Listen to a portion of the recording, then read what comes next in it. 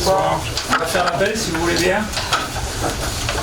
Donc Guérin Yannick présent, Grégory Allenbach présent, Coralie Morvan présente, Gabriel Germain présent, Catherine Michaud-Varenne présente, Fabrice Matois présent, Guy Chambeux présente, Christophe Ollier présent, Fabienne Cazola-Romaillefer présente, Brigitte Perroux a donné pouvoir à Florence Iacono, Emmanuel Colombier présent, Béatrice Belmont présente, Natacha Arnaud a donné pouvoir à Fabienne Cazola-Romaillefer, Aline Evazo, présente, Loïc Chauvelon a donné pouvoir à Séverine Ouzini, Gilles Sana, présent, Régis Vaux a donné pouvoir à Grégory Allenbach, Florence Iacono, présente, Séverine Ouzini, présente, Émilie Larrier, présente, Ludovic Laforêt a donné pouvoir à Gabriel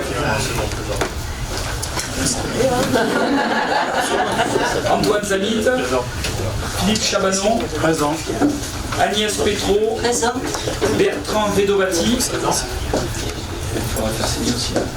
Mathilde Nicolai, présente, Alexandra Cortex, présente, Christophe de Juneman a donné pouvoir à Alexandra Cortex et Aurélie Lamonica. présente. Ok. Bon, je vais vous proposer de nommer un secrétaire de séance, si vous le voulez bien. Je vous propose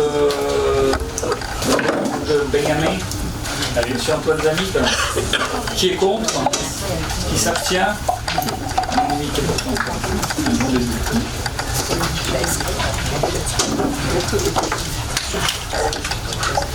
Conformément à l'article L2 2121-14 du Code général des collectivités territoriales, dans les séances où le compte financier unique du maire est débattu, le conseil municipal élit son président, chose faite.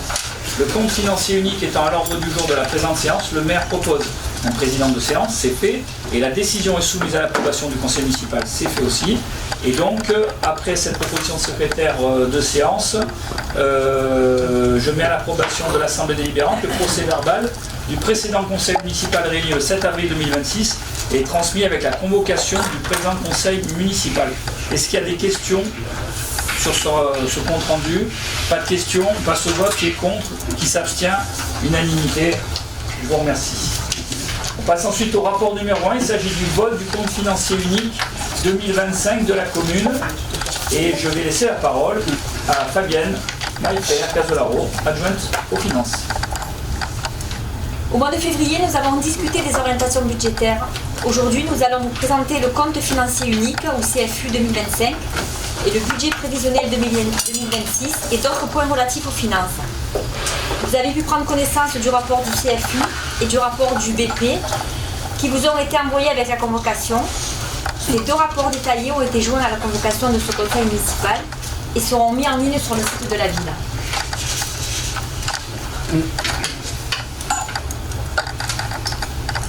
Le CFU 2025 ne constate pas d'anomalie entre la comptabilité de l'ordonnateur, la mairie, et le comptable, la DGFI. Donc on voit qu'en recette, dans la section de fonctionnement, on a en dépense 11,2 millions. On a 12,4 millions de recettes, soit un excédent pour l'exercice de 1,1 million, auquel on rajoute l'excédent de l'année N-1, c'est-à-dire 2024, 1,6 million, ce qui nous fait un excédent pour la section de fonctionnement en 2025 de 2,7 millions. Pour la section investissement, on a 2,8 millions de dépenses, 3,2 millions de recettes, un résultat excédentaire de 381 000 €. On a 4 300 € à réaliser, qui restent à réaliser de 2025.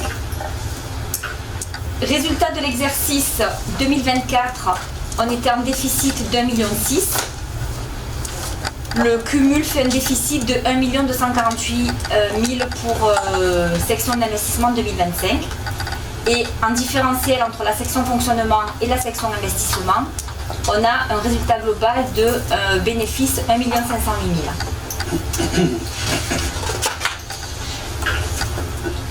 La section de fonctionnement affiche un résultat annuel d'1 100 000 et la section d'investissement un résultat annuel de 378 000 € avec les restes à réaliser. Après prise en compte des résultats antérieurs, nous finissons l'année avec une trésorerie de 1,5 million.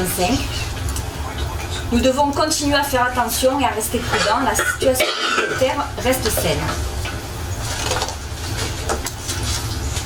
Ça finit, Fabienne. Oui, des Est-ce qu'il y a des questions?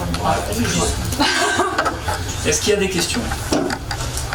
S'il n'y a pas de questions, je vais sortir comme un prince pendant que vous votez, parce que j'ai pas le droit d'être là pendant ce vote-là. Donc je vais sortir. Au revoir.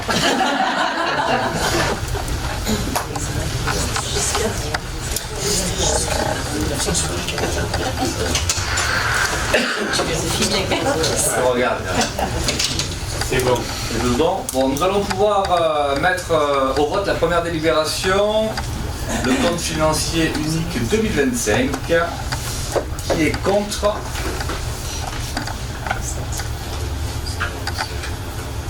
Qui s'abstient? À la limite. Majorité. Voilà.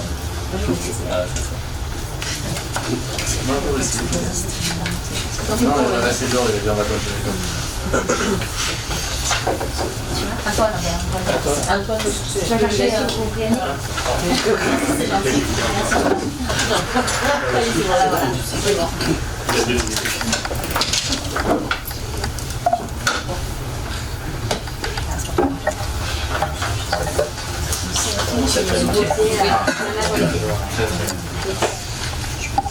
On va passer au rapport numéro 2. Il s'agit de l'adoption d'un règlement budgétaire et financier. Et je vais te laisser encore, une fois de plus, en parler, nous en parler. Fabienne.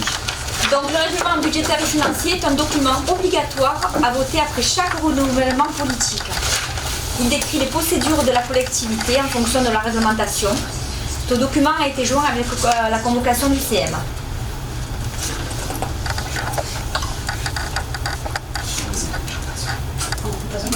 D'accord. Est-ce qu'il y a des questions? Voilà, on est vraiment sur un règlement qui est de fait et qui nous est obligé. Donc s'il n'y a pas de questions, on va passer au vote. Qui est contre? Vous êtes contre? Ok. Très bien. Il y en a qui s'abstiennent? Très bien. Bah, écoutez, ce rapport numéro 2 est adopté.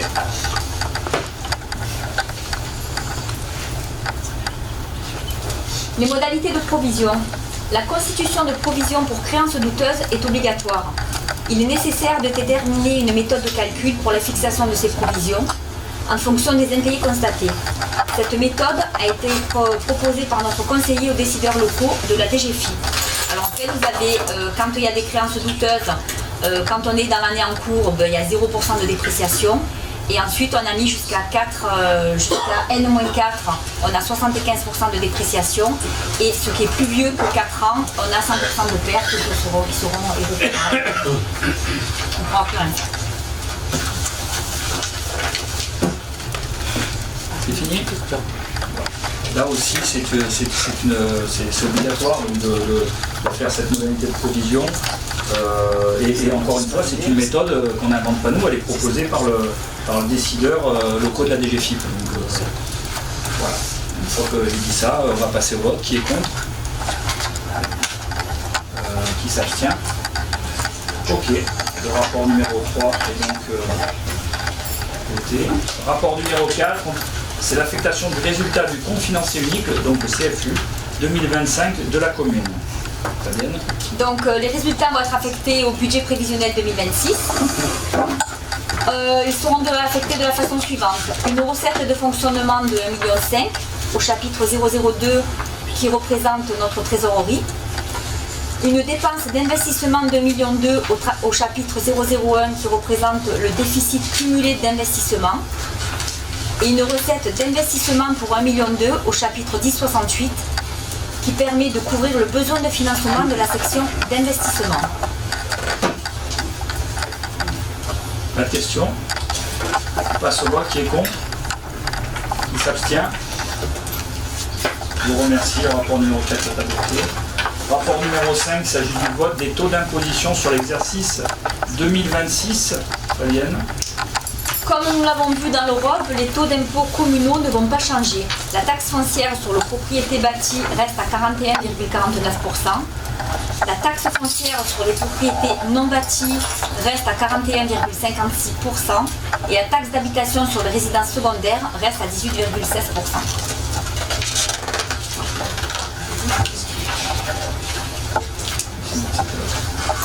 Est-ce qu'il y a des questions? Pas de questions, on passe au vote. Qui est contre? Qui s'abstient? Je vous remercie.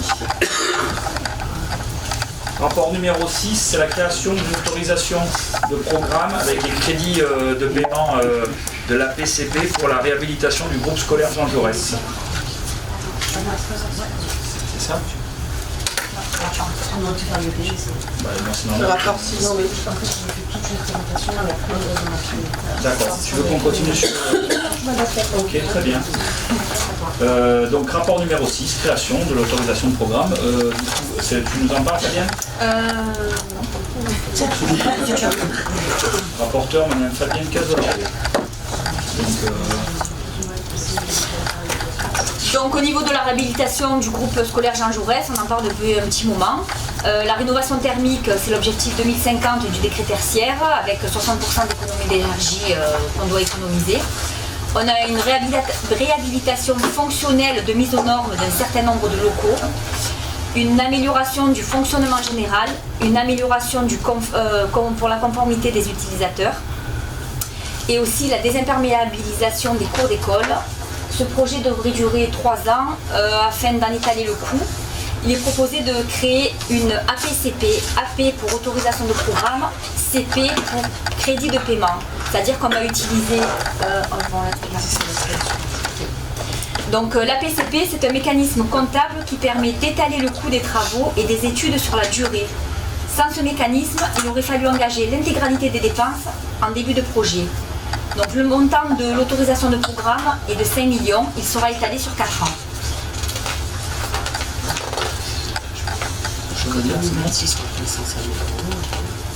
Il y a des questions tout à l'heure qui vont avoir un lien avec les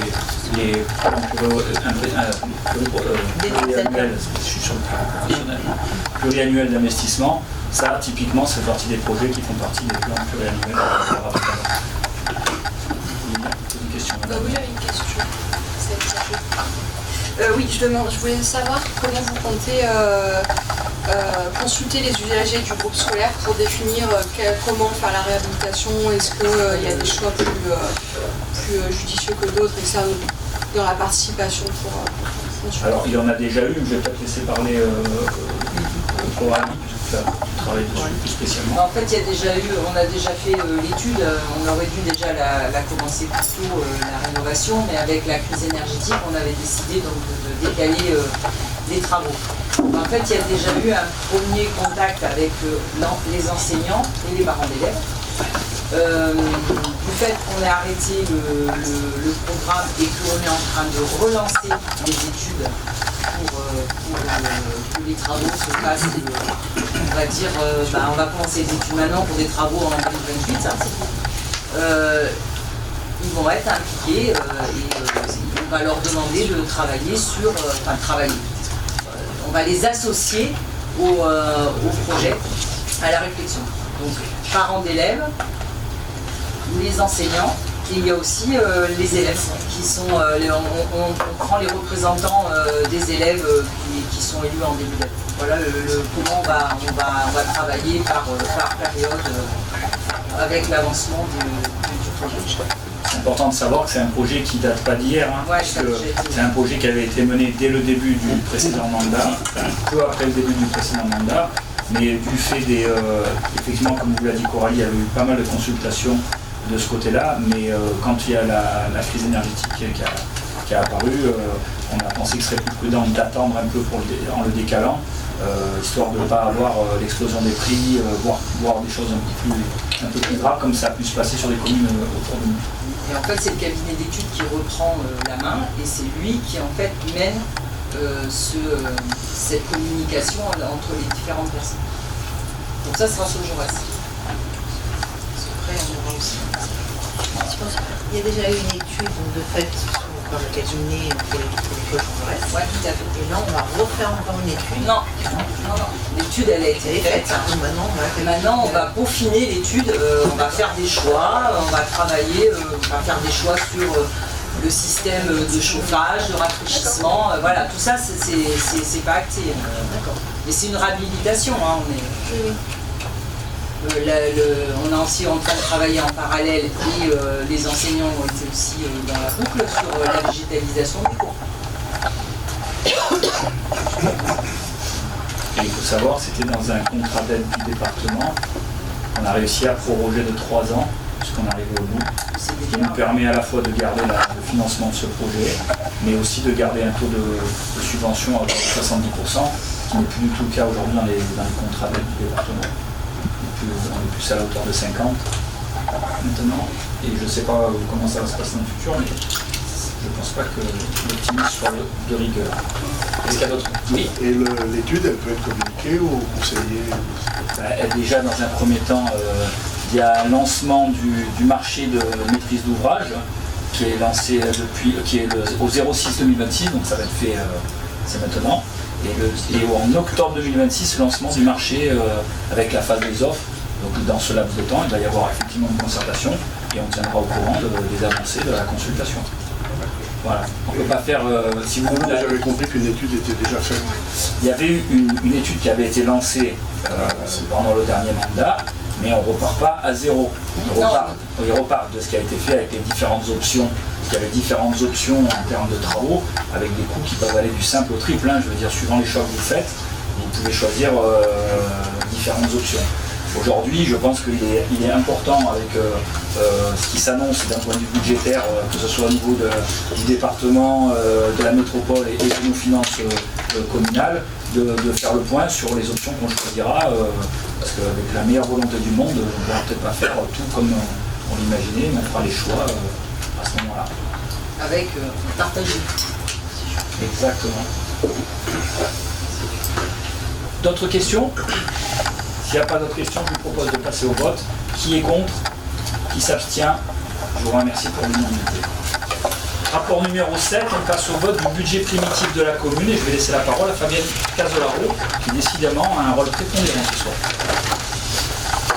Donc le BP 2026 qui concerne l'année en cours, là, on y est. Vous avez là un visuel très synthétique sur ce budget.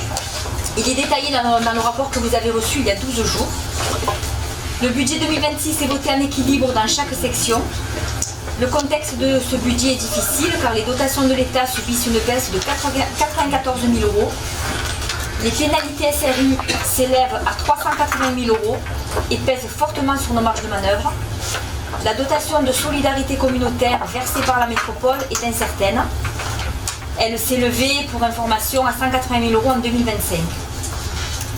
Ce que nous proposons au budget prévisionnel 2026, c'est une masse salariale qui augmente de 2,22%, mais moins que le glissement vieillesse technicité qui est estimé à 2,5% dans les communes françaises.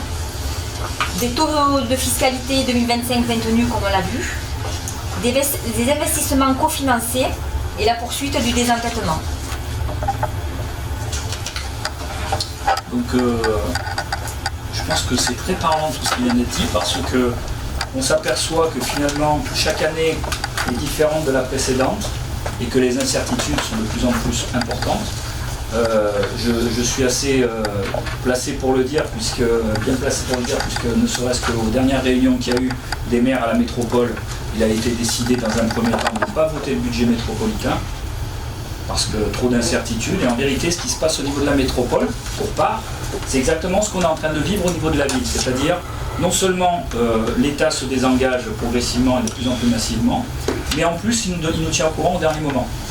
Nous, par exemple, à titre d'exemple, on parlait de la dotation, la DSC, la dotation de solidarité communale, qui est de, je vais pas vous dire, de 180 millions. 180 000 €, ça serait encore plus préjudiciable. Mais donc tout ça pour vous dire qu'on ne sait même pas encore aujourd'hui si elle va être donnée, puisque le budget n'est toujours pas voté à la métropole, et que dans les possibilités d'équilibre, la métropole doit trouver 120 millions d'euros, excusez-moi, entre les 1000 et les millions, on n'est pas sur les mêmes... 120 millions d'euros pour boucler son budget d'ici la semaine prochaine. Voilà. Autant vous dire que ça correspond à la baisse de dotation de l'État sur les métropoles. Alors, ça n'est pas que ça, c'est aussi des politiques menées qui peuvent prêter à débat. D'ailleurs, elles prêteront à débat, mais c'est un fait. Il y a un désengagement progressif à chaque fois de l'État. C'est d'ailleurs pour ça que les maires ont décidé pour l'instant en l'État de ne pas voter ce budget. Parce qu'ils veulent que l'État prenne sa part un peu sur cette problématique-là. Donc en gros, nous, si on fait le calcul cette année, on arrive quand même à présenter un budget à l'équilibre, c'est pas rien. Mais si vous regardez bien, c'est là qu'on voit aussi la qualité de nos services au niveau des finances, parce qu'ils n'ont pas inscrit la DSC, ils l'ont pas mis dans le budget.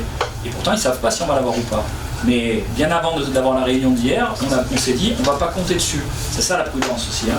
C'est de se dire tant qu'on sait qu'on ne peut pas compter dessus, on ne met pas dans le budget. Et c'est pas des petites, des petites sommes. La DGF qui baisse d'un coup, et on le sait aussi au dernier moment, c'est plus de 90 000 € en moins dans nos caisses. La pénalité SRU, on approche des 400 000 €.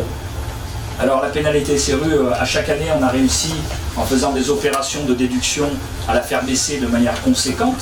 C'est-à-dire qu'on était plus de l'ordre des 140 000, ou peut-être tu vas me dire un peu plus, mais à peu près dans ces amendes-là. Pourquoi? Parce qu'on avait la possibilité de faire des opérations qui permettaient de déduire les dépenses qu'on faisait des pénalités SRU. Notamment, je prends l'exemple de l'ancienne mairie, l'antépénultième mairie. Pourquoi est-ce qu'on l'a fait aussi?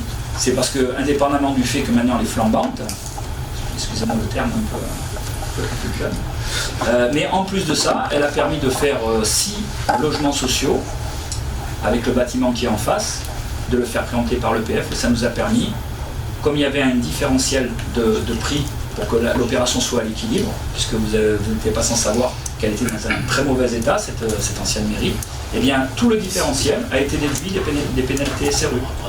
On a fait plusieurs opérations comme ça. Sur le projet à venir en face de Baptiste Anglaise qui va arriver, il y avait aussi, pour que le projet soit à l'équilibre, la possibilité de faire ce qu'on appelle une subvention d'équilibre. C'est ce qu'on a fait et qui nous a permis de déduire des pénalités SRU.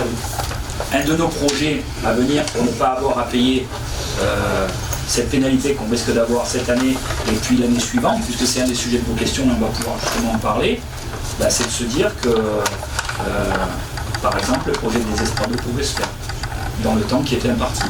C'est-à-dire que ce projet-là permettait de pouvoir annoncer le nombre de logements qui nous permettait de faire baisser sensiblement cette pénalité SRU. Et dans le même temps, on empochait aussi 1,5 million d'euros parce qu'on vendait un terrain. Je vous dis ça parce que ça va avoir un vrai sens dans les finances à venir, et il faut tenir compte de tout ça une fois qu'on est sorti des périodes électorales. On peut toujours penser ce qu'on veut, et après être cohérent et faire attention, c'est aussi se dire que quand on prend une décision politique, ça a une incidence sur les finances et aussi la manière dont on va mener notre développement de ville. C'est un juste milieu en fait, il faut être cohérent, il faut essayer de trouver les meilleures solutions, mais on ne peut pas faire n'importe quoi non plus. Mais ce n'est que mon avis et il est totalement discutable, et ça je l'entends bien. Voilà. Mais c'est bien qu'on puisse le dire aussi. Voilà, donc est-ce qu'il y a des questions? On continue? J'ai coupé la parole à Fabienne, c'est ça? Fabienne, je suis désolé. Je croyais qu'il y avait terminé. D'accord. Donc les recettes de fonctionnement totales s'élèvent à 13,3 millions. Les recettes de fonctionnement ayant donné lieu à un décaissement, c'est-à-dire un mouvement de trésorerie qui s'élève à 11,7 millions. Elles subissent une réduction de 3,17% par rapport au budget 2025, soit des recettes diminuées de 384 000 €. La fiscalité locale, principalement la taxe foncière, subit une très légère dynamique liée à l'inflation de 0,8%. Les attributions de la métropole devraient rester stables, donc on vient d'en parler. Les dotations de l'État subissent une nouvelle baisse de 94 000 €, comme on l'a dit, et juste pour information, en 2014, elles s'élevaient à 1 600 000 €. Les recettes ne sont pas dynamiques, tandis que nos dépenses augmentent, comme nous allons le voir. Donc les dépenses réelles de fonctionnement sont estimées à 11,3 millions et subissent une augmentation maîtrisée de 1,88% malgré le contexte inflationniste et nos pénalités SRU. La réduction des fluides, qui se poursuit à la fois grâce aux petits travaux d'économie, à la sobriété qu'il faut poursuivre, mais essentiellement grâce à des tarifs négociés d'avance dans le cadre du groupement de commandes fait par territoire d'énergie. Nos tarifs d'électricité sont fixés pour 2 ans. Les pénalités SRU qui s'élèvent à 380 000 €, comme nous l'avons déjà évoqué, la déduction de la moins-value sur la vente du terrain des Esprades pourrait annuler cette pénalité pendant 2 ans. Voilà, donc là on en a parlé. Désolé. Pas de souci. Ah, d'accord. Donc là, on passe aux dépenses d'investissement. Donc malgré tout ce qu'on vient de se dire, on arrive quand même à maintenir un niveau d'investissement qui est quand même conséquent en début de mandat, puisqu'on a prévu en 2026 d'investir à peu près 4,1 millions d'euros, ce qui n'est pas rien, avec 3,3 millions d'euros de crédits nouveaux et 822 000 euros de report. Donc de travaux qu'on n'a pas pu faire en fin d'exercice, mais qu'on reporte donc sur le budget, comme on ne les a pas dépensés, on les reporte sur le budget d'après. Comme par exemple des travaux sur la colline, des travaux de voirie, et entre autres. Donc la plupart de ces investissements prévus sont subventionnés, comme à chaque fois, par le département des Bouches-du-Rhône. Et dans les investissements prévus, notamment sur ce budget 2026, on a donc des travaux d'extension du parking dans le centre ancien pour 415 000 euros, toujours avec une subvention du département, puisqu'on parle de... Je crois que c'est sur les dossiers de proxy là, qu'on les avait inscrits. Les dossiers de proxy, c'est entre 70 et 80. 70, 80, je voyais ça beau. Voilà. Pour la petite histoire, des dossiers de proxy, on a le droit d'en faire, pour l'instant, à peu près 7 par an. Ce qui n'est pas rien, c'est vous dire à quel point l'aide du département est importante pour arriver à financer des projets, parce que si on comptait que sur l'État, je vous garantis qu'on ne ferait pas grand-chose. Il y a des travaux de voirie et de réseaux divers. Alors, il y en a beaucoup, ils sont vraiment différents. Je vais peut-être vous épargner tout, mais si vous voulez le savoir, on vous donnera un peu des noms, mais notamment l'impasse des Restants, qui avec une réflexion de voirie est d'enrobé, l'impasse des Lilas, mais pas pour la même chose, le parking Parisis, je vous l'ai déjà dit, la requalification avenue Ripert, l'allée des Oliviers, avec pareil la réflexion de voirie, le lotissement des vignes, Claude Debussy, ça je crois que ça n'a pas encore été fini, avec les écluses béton, ça a commencé mais c'est pas encore terminé. Les travaux sur le chemin communal avenue Pierre Puget, voilà, ces différents travaux, il y a des implantations de bornes incendie, des acquisitions de mobilier urbain, voilà, il y a différentes choses qui font ces travaux divers. Il y a aussi un projet qui est aussi important, très important pour nous, dont on a parlé, c'est la centrale solaire sur l'espace Nova de Velo, sur la toiture. Donc là, on est sur des travaux d'étanchéité du toit, parce qu'avant de mettre les panneaux solaires, il faut s'assurer qu'il n'y aura pas de problème d'étanchéité. Mine de rien, c'est pas non plus des petites sommes. Et là, pour le coup, on a une aide du département et de la région pour 75% d'aide. Je ne l'ai pas noté, il doit être là. On parle de 216 000 euros de travaux, avec l'aide donc à hauteur de 75%. Après, il y a des différentes dépenses informatiques. Je le disais la dernière fois, l'informatique c'est fabuleux, mais c'est très très coûteux pour une commune. Parce qu'il faut sans arrêt veiller à l'obsolescence, il faut sans arrêt veiller à payer les entretiens des logiciels, les protections des logiciels, c'est de pire en pire. On a un super service, nous, c'est vrai, avec 2 agents qui travaillent dessus, mais ça coûte beaucoup d'argent à la commune. Nous avons aussi la réhabilitation du groupe scolaire Jean Jaurès avec les études notamment dont on a parlé tout à l'heure. Les travaux d'aménagement sur les cimetières, des projets aussi qu'on a travaillé depuis un petit moment avec les services en lien avec Coralie et sur lequel on avance bien. L'acquisition de matériel pour les écoles, les restaurants scolaires, les foyers. Là, on parle vraiment d'outils assez divers. Ça peut être les frigos, ça peut être du matériel pour les cuisines, ça peut être des abris pour le soleil, toutes ces choses-là. Il y a beaucoup de choses. On inscrit la somme et au fur et à mesure de l'année, on fait les travaux dès qu'on peut le faire. Et en général, on a toujours le loisir de l'expliquer au moment où on le fait. Voilà, je crois que j'ai terminé là-dessus. Ouais, bien vous dire qu'aujourd'hui, même si on arrive à faire un budget à l'équilibre et qu'on arrive encore à dépenser de l'argent pour faire des beaux projets, ça va devenir de plus en plus dur. Voilà, parce que pour les raisons que je vous ai dit tout à l'heure, si on fait le compte de toutes les moins-values de cette année, je pense qu'on n'est pas loin des 3 millions d'euros. Donc autant vous dire que si on pouvait faire une petite opération, on en reparlera, mais ça ferait du bien à la commune pour pouvoir continuer à faire ses voiries et puis pour pouvoir faire des beaux projets pour le village. Est-ce j'ai fini, tu avais encore quelque chose à dire Fabien, parce que vraiment je m'en voudrais de te couper un peu la parole. Est-ce qu'il y a d'autres questions? On passe au vote. Ah, allez-y, excusez-moi. Les Monsieur Chabat. énumérations de voiries que vous avez faites et autres énumérations, est-ce qu'on dans le compte rendu ou bien ce sont des listes d'opérations qu'il faut nous transmettre? Bah, écoutez, moi je sais pas, elles sont dans les lignes au niveau de vos lignes. Elles sont consultables ou pas? On peut le faire en compte rendu. Ouais, voilà, si vous voulez, on met les gens au compte rendu. Oui, merci.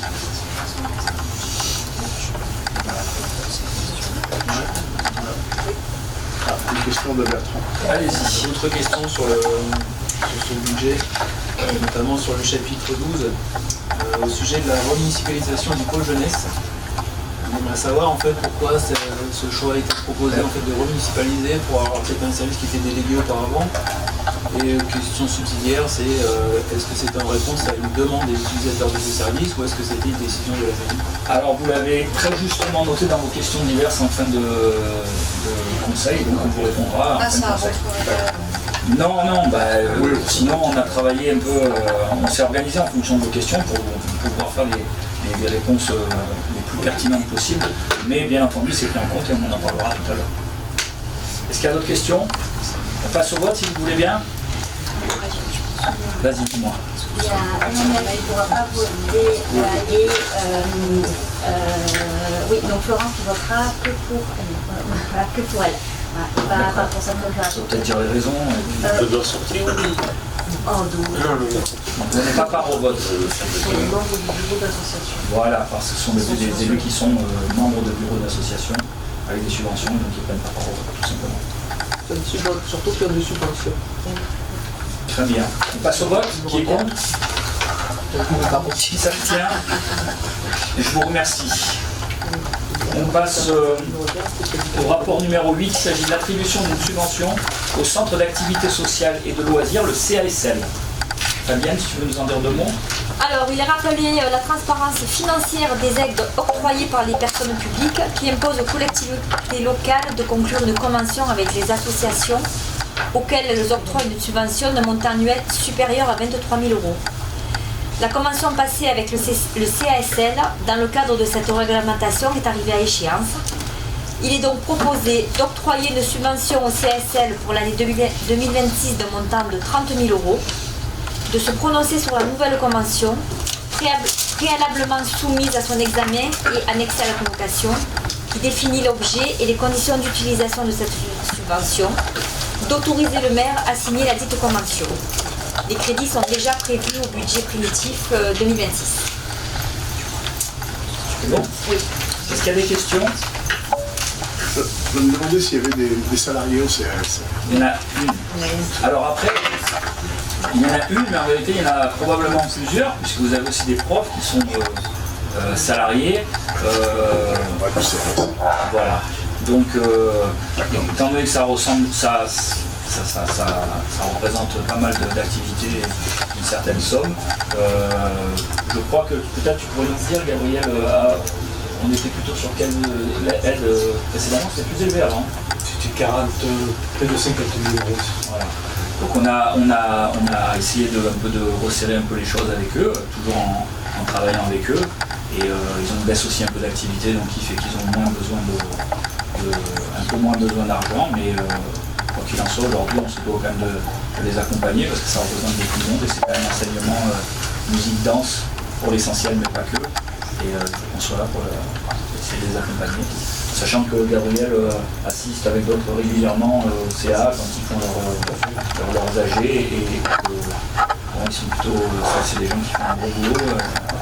On pense tous à la même personne, à Denise, mais pas que. Donc c'est important, en attendant, d'avoir un avis sur cette action, de les aider à tenir et de faire en sorte que les activités continuent. D'autres questions? On passe au vote. Alors, il y a Aline qui ne peut pas prendre part au vote pour les mêmes raisons que les autres. D'ailleurs. Donc, on passe au vote. Qui est contre? Qui s'abstient? Unanimité. Je vous remercie. Rapport numéro 9, c'est l'attribution d'une subvention pour la... Donc, on est sur le même sujet, hein, pas la même activité, mais le même sujet. Attribution d'une subvention à l'association Union Sportive Valenciennes. Je vais laisser la parole à Fabienne. Donc il est proposé de reconduire cette subvention versant 2025 d'un montant de 17 000 € pour 2026. Là aussi, les crédits sont déjà prévus au budget. Des questions? Il y a Gabi et Ludo qui ne prennent pas part au vote. S'il n'y a pas de questions, on va passer au vote. Qui est contre? Qui s'abstient? Unanimité, je vous remercie pour eux. Rapport numéro 10, il s'agit d'admission en créance éteinte et admission et en non-valeur de titres de recettes. Et je vais une fois de plus laisser la parole à Fabienne. Donc le recouvrement des créances détenues par la commune relève de la compétence du comptable public. Il lui appartient d'effectuer toutes les diligences utiles et de mettre en œuvre l'ensemble des voies d'exécution forcée autorisées par la loi. Le receveur municipal, après enquête, a constaté le caractère irrecouvrable des titres des recettes suivantes d'un montant total de 741 € qui concerne essentiellement la mise en fourrière, une mise en fourrière. Ensuite, à la suite de liquidation judiciaire de la société LGR Events Communication, le receveur municipal a constaté le caractère irrécouvrable des titres de recettes suivants d'un montant total de 36 267 €. Il est précisé que l'admission des créances éteintes et l'admission en non-valeur sont deux procédures qui contribuent à garantir la sincérité des comptes, puisqu'elles consistent à annuler par une dépense une recette comptabilisée, mais qui ne sera pas recouvrée par le comptable. Il est proposé à l'Assemblée donc d'admettre en non-valeur les titres de recettes listés pour la fourrière et pour la liquidation judiciaire. Tu as fini? Oui. Bon, ben là, il s'agit d'impayés, tout simplement. On a fait une prestation avec une entreprise qui s'agissait de la Bastide de Lopez.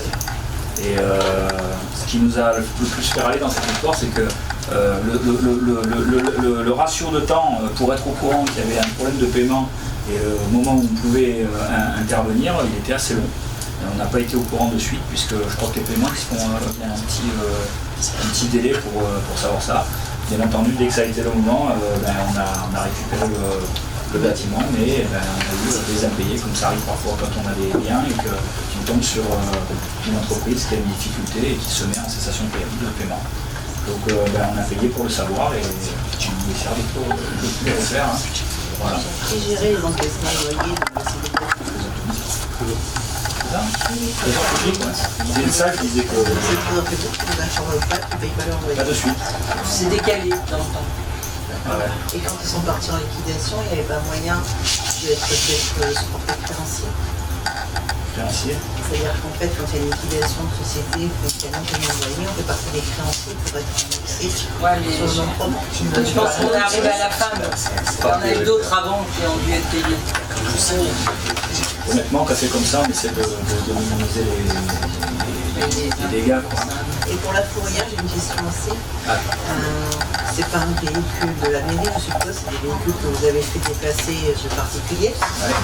Alors il s'agit qu'en fait, la ville qui même quand elle mandate une fourrière, alors c'est pas grand chose, 741 €, mais elle n'a pas à payer à la place du propriétaire. Donc ça c'est la loi. Donc la fourrière en principe a 15 jours pour vendre le véhicule et se rembourser. Donc je ne comprends pas pourquoi nous on va payer des frais de fourrière alors qu'on n'a pas les pays de retraite.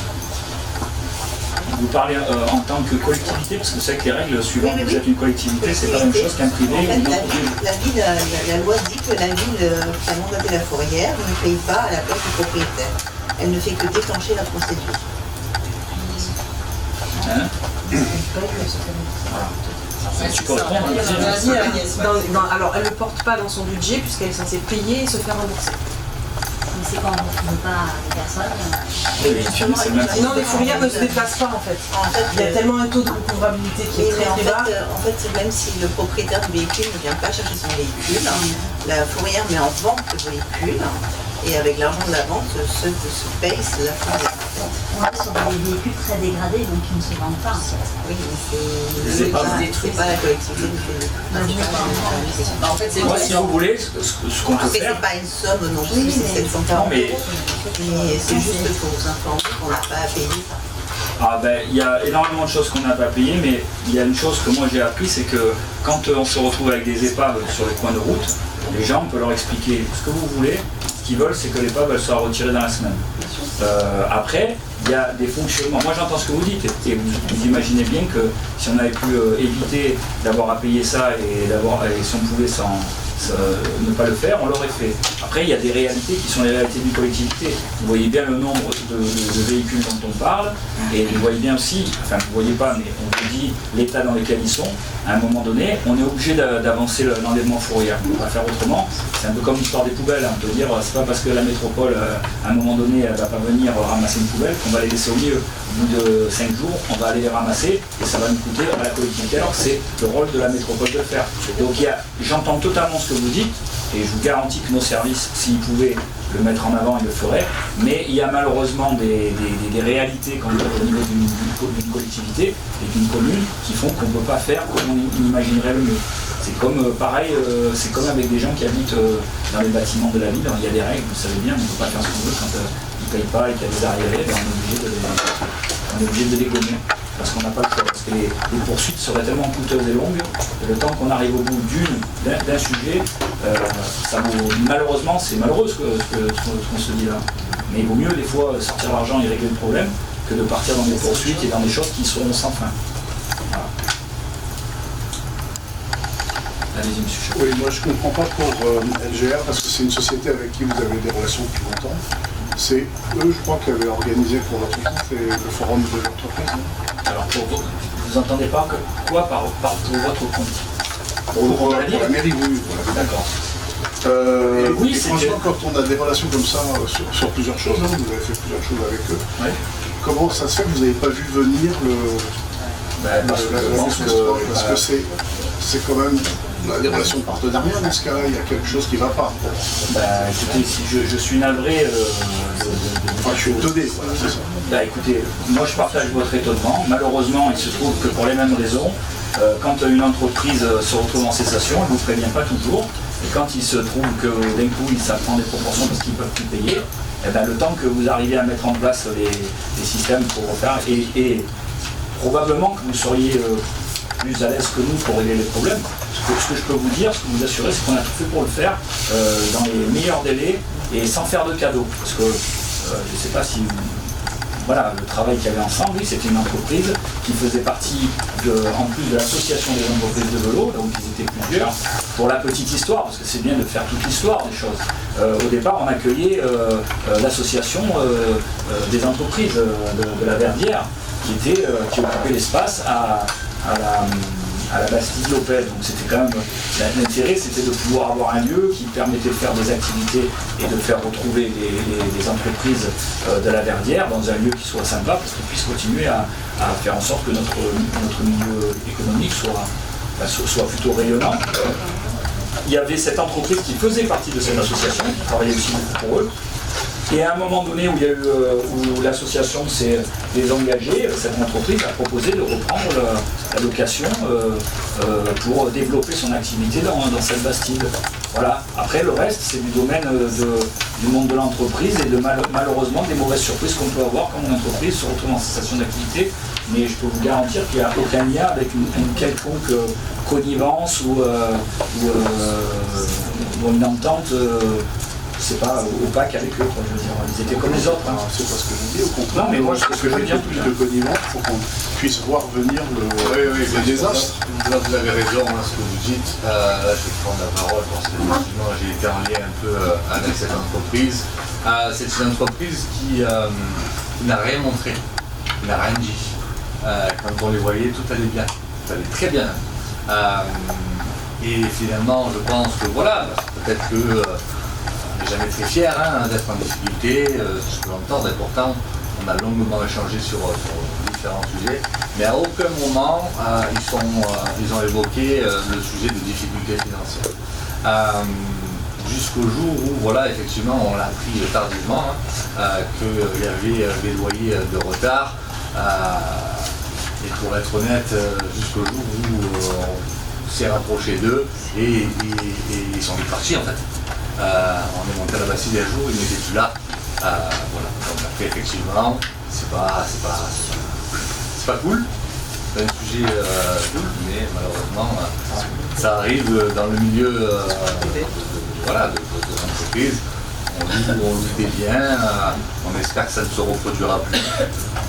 Et effectivement, le décalage entre le trésor public et nous, c'est surtout ça aussi qu'il faut réussir à régler. Parce que ne pas être au courant de suite qu'il y a des retards de paiement, si on l'avait su, effectivement, on aurait pu anticiper, on aurait pu peut-être aussi pas se retrouver avec 36 000 € d'impayés. C'est énorme. Exactement, on est d'accord. Voilà. Est-ce qu'il y a d'autres questions? Donc on va passer au vote. Qui est contre? Qui s'abstient? Je vous remercie. Rapport numéro 11, il s'agit de demande d'autorisation de défrichement dans le cadre de la construction de 56 logements au terrain des Esprados. Je vais laisser la parole à Madame Coralie Morvan.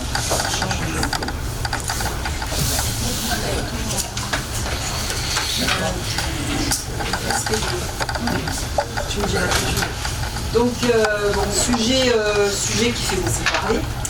Donc, il est rappelé à l'Assemblée délibérante que le terrain appartenant à la commune située chemin des Esprados est concerné par la zone de demande d'autorisation de défrichement et qu'une promesse de vente a été signée le 11 décembre par la mairie et le 20 décembre par la société Périmo. Dans le cadre de ce projet de construction d'un ensemble immobilier de 56 logements, il est nécessaire de déposer auprès de la DDTM, Direction départementale du territoire et de la mer, une demande d'autorisation de défrichement.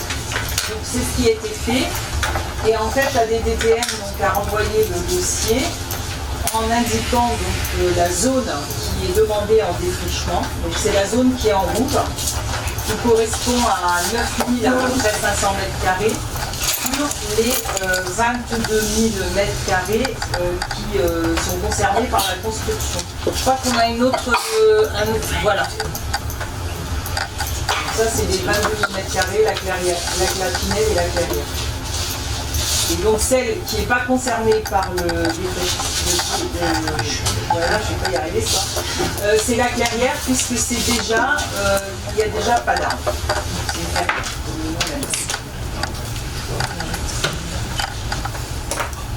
Donc ces parcelles sont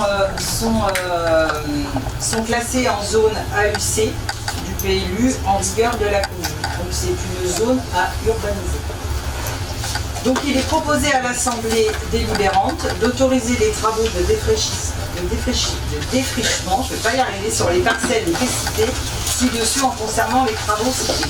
D'autoriser Monsieur le maire à signer tout document se rapportant à ce dossier et de mandater la SIV Marseille Esprado, qui est donc la société Upside, pour le dépôt du dossier de demande de défrichement auprès de la DDTM 13.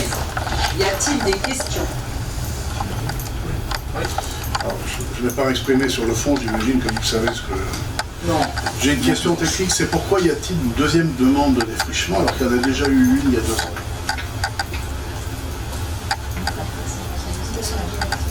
Sauf si je suis mal renseigné. Elle avait été passée en conseil municipal? Non, c'est la première. Moi, je n'ai pas souvenir qu'on a passé une... Non. Bon, j'ai une mauvaise information. Ouais.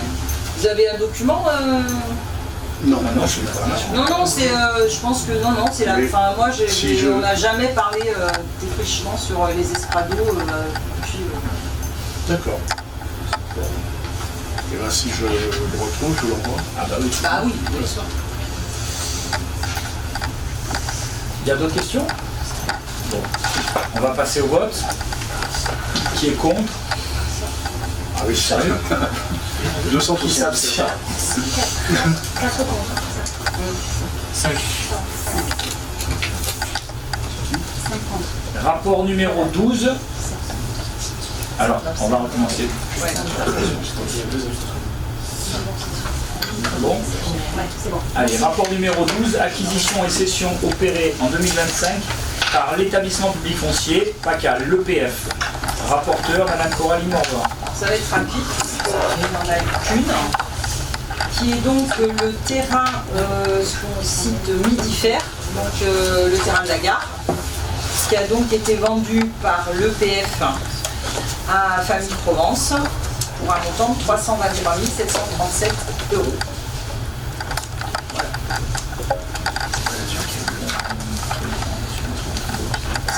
a eu une subvention d'équilibre là-dessus de 208 000 euros, 104 000 euros qui ont été au départ au début permis et les 104 autres 000 euros seront à la réalisation. Ouais, tout à fait. Mais c'est décalé dans 2 ans. Est-ce qu'il y a des questions? Pas de questions? On passe au vote. Qui est contre? Qui s'abstient? Ok, merci beaucoup. Oui, c'est un point acte. Désolé de vous avoir fait lever le bras. Rapport numéro 13, il s'agit de l'approbation de la convention de servitude pour les ouvrages souterrains au profit de la société Enedis, 6 avenue du Général Leclerc. Alors, il est rappelé à l'Assemblée délibérante que la commune est donc propriétaire du terrain cadastré AX numéro 47 20 avenue du Général Leclerc au lieu-dit des 4 tours. Une antenne relais sera implantée sur une partie de ce terrain. Le contrat de bail est signé entre la commune et Free Mobile, qui a été faite le 23 juin 2025. Dans le cadre de cette installation, la société Enedis sollicite l'accord de la commune pour implanter sur la parcelle AX numéro 47 les ouvrages suivants. Une canalisation souterraine et ses accessoires dans une bande de 1 mètre de large et une longueur totale d'environ 105 mètres. Et les bornes de repérage si besoin. L'implantation de ces ouvrages souterrains se fera par convention de servitude. Ces conventions seront conclues pour la durée de vie des ouvrages. La convention de servitude entrera en vigueur à la date de la signature. La société Enedis pourra donc commencer les travaux dès la signature de la convention par la commune. Donc, en vue de l'implantation des ouvrages, la société Enedis est autorisée donc à effectuer différents travaux pour pouvoir réaliser cette antenne. Et un plan de pose est annexé donc à la convention, que vous avez pu voir en annexe. La société Enedis s'engage à verser à la commune une indemnité forfaitaire unique et définitive d'un montant de 105 €. Donc cette somme sera versée lors de la signature de l'acte notarié. À savoir que, on l'a déjà passé en conseil municipal, la location que la mairie va toucher sur l'antenne, c'est de 8 000 € par an, avec un bail de 12 ans renouvelable. Donc il est proposé à l'Assemblée délibérante d'approuver la convention annexée à la convocation et d'autoriser le maire à signer ainsi que tout document se rapportant à ce dossier et tout avenant éventuel. Donc le conseil municipal est invité à se prononcer. Est-ce que vous avez des questions? Allez-y, monsieur. La population elle a été informée de la mise en place de cette antenne. Il y a quelque chose là-dessus? Non, pour l'instant non, parce que c'est pas un sujet encore. En fait, quand ils vont déposer le permis, il va y avoir une enquête publique. D'accord. Voilà. En fait, je comprends que là, on fait les travaux d'adduction, pour amener de l'énergie, en fait. Ensuite, l'opérateur va construire une antenne. Ouais. On n'a vraiment aucune idée de à quoi va ressembler cette antenne, où elle va être installée, etc. Je m'imagine qu'elle sera près de... Alors, elle est installée, là, on a donné l'adresse, c'est sur l'herbe des gens du voyage. Derrière... Voilà. Alors, pour la petite histoire quand même, parce que c'est toujours pareil, on ne peut pas dire qu'on soit heureux d'avoir une antenne, je vous le dis clairement. Donc quand ils sont venus nous voir, ils sont juste venus nous dire, voilà, on a des terrains, on va mettre une antenne. Donc au départ, je crois qu'il y avait un premier lieu qui avait été identifié, qui était vraiment, je crois même du côté commune, je ne sais plus quel côté, et où on a dit non, on ne veut pas que ce soit une antenne qui défigure qui arrive au milieu, et disons personne ne veut. Sauf que dans la foulée, ils ont contacté la SNCF pour mettre cette antenne. Vous voyez où il est le petit parking qui est contre la voie ferrée là? Bon, ils voulaient la mettre là, l'antenne. Donc là, vous imaginez bien que au niveau visibilité, ça devenait une verrue, quoi. Donc, et là, par contre, ils ont commencé à nous dire que quoi qu'il en soit, ils le feraient. Donc on a pris un avocat. On a pris un avocat pour faire arrêter ce projet-là, et on a gagné, puisqu'ils ont été déboutés de leur projet. Mais ils revenaient à la taxe, c'est-à-dire qu'ils lâchent rien. Honnêtement, si vous avez affaire à eux, vous verrez que quand ils ont un projet, ils lâchent rien. Donc il a été convenu dans tout ce qu'ils nous ont proposé qu'on le fasse à cet endroit-là, qui est un endroit pas trop visible, qui est un peu derrière, et qui permettra à la fois de faire ce qui de toute manière finira par être inéluctable, Parce que, Mais tous les gens veulent la 5G, donc c'est l'antenne aussi. et puis même au niveau, ça revêt un quadrillage qui est beaucoup plus large que ça. Et eux, ils font ce qu'ils veulent. Alors après, encore une fois, moi je vous dis ce qu'il en est, hein, et je vous le dis honnêtement, moi j'ai rien à gagner à ce qu'il y ait une antenne. On a tout fait pour qu'elle soit pas... On a évité le pire, moi je trouve qu'on évite le pire. Maintenant, d'autres feraient sûrement mieux que nous, mais en tout cas pour moi, pour ma part, je pense qu'on évite le pire en prenant cette décision-là. On n'a pas une idée de la hauteur de l'antenne? Est-ce qu'on a le... Le bail, en fait, il a été compris. C'est une antenne qui fait pas 3 mètres de haut, hein. Ah non, non, que ça, je vous le dis. Hein. C'est de toute façon, quand il y aura l'enquête publique, vous aurez tous les renseignements dessus. J'allais dire justement, l'enquête publique sera annoncée sur la communication de la mairie. Comme à chaque fois. Comme d'habitude.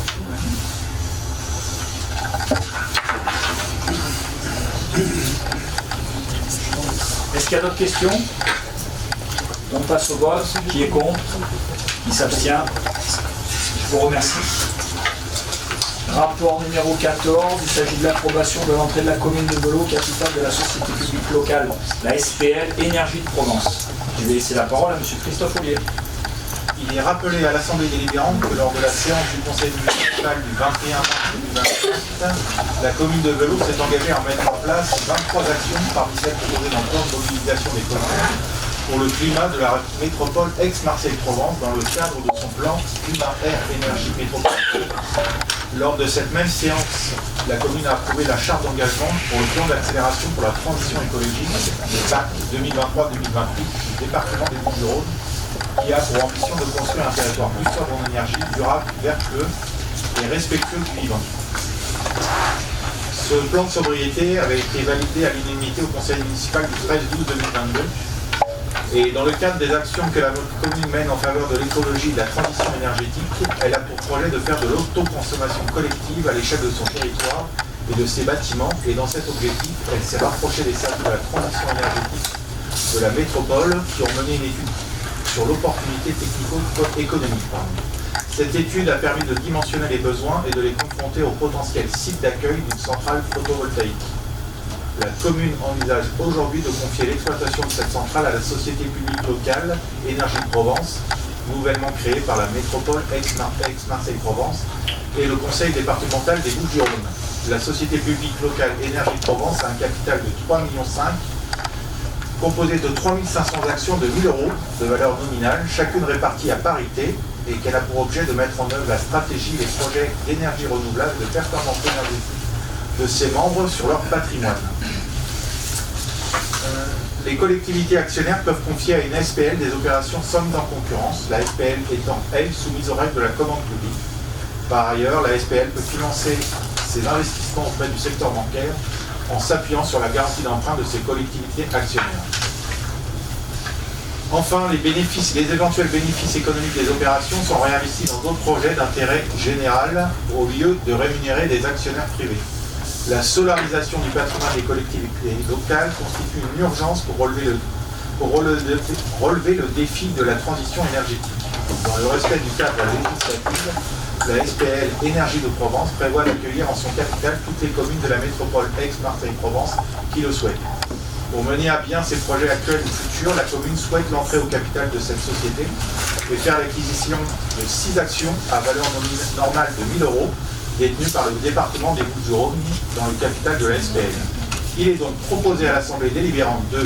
Participer au capital de la société locale Énergie de Provence, 2. Faire l'acquisition de 6 actions de 1 000 € détenues par le département des Bouches-du-Rhône dans le capital de la SPL pour un montant de 6 000 €. Et 3. D'autoriser le maire à signer tous les documents relatifs à cette participation et acquisition d'actions. Le conseil municipal est invité à se prononcer. Ce projet, il est dans le politique, c'est ça? Non. Ah, c'est pour les panneaux photovoltaïques novants. C'est un panneau photovoltaïque, c'était pas ce qui était prévu à la troupe de la Joséphine. Non, ça n'a rien à voir. Il faut, pour pouvoir avoir des projets, il faut être actionnaire, ou bien c'est deux choses complètement différentes? Non, mais ça fait partie des... tout à fait expliqué, Ouais, la il faut être actionnaire pour pouvoir profiter de l'ingénierie de la SPL et un portage de projet par la SPL. Oui, oui. Et excusez-moi, mais pour pouvoir voter, il faut qu'on ait juste 2-3 petites informations. On vise vraiment l'autoconsommation là.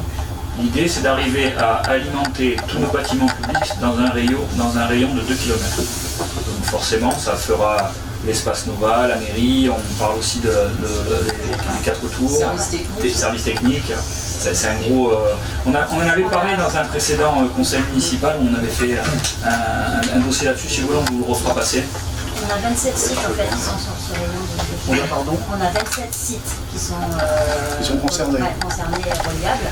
Et donc évidemment, il y a des sites qui consomment plus l'été, d'autres un petit peu moins, etc. Et on arrive à trouver une autoconsommation à 30%. À 100%. 30%. Ah, 30%, oui. Et il y a du stockage ? Non. C'est pas, pour le moment, c'est pas pris. Stockage, revente, à partir du moment où on fait ça, on n'a plus les mêmes aides. On ne peut pas avoir les... Non, revente, t'as pas les mêmes. Il y a des stockages dans le cloud, on fait maintenant des contrats. C'est un peu nouveau ça, donc bon, après au niveau des collectivités, pour le moment, ils proposent beaucoup aux particuliers. Maintenant, sur les collectivités, voilà, on ne sait pas encore trop, parce que comme c'est subventionné, il faut faire gaffe. D'autres questions ? On passe au vote. Qui est contre ? Qui s'abstient ? Unanimité, je vous remercie.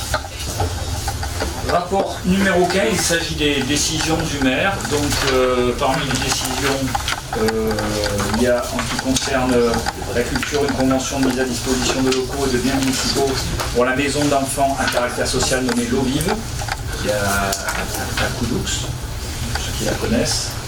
L'approbation en ce qui concerne les services techniques de l'avenant numéro 1 du marché de travaux pour l'aménagement du parking Parisis.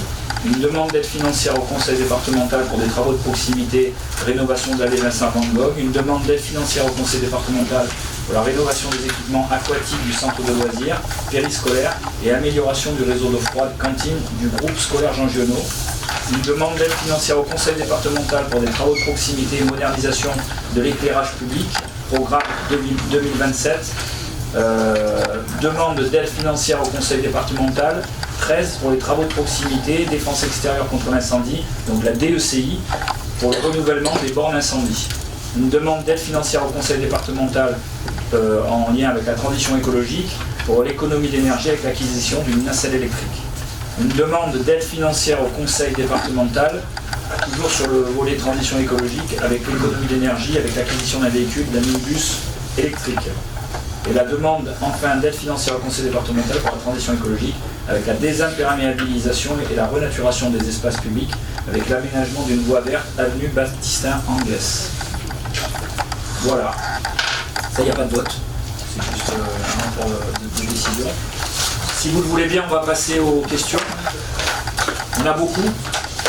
On va essayer d'y répondre rapidement, mais bien. Donc, attendez, je vais prendre dans le bon ordre.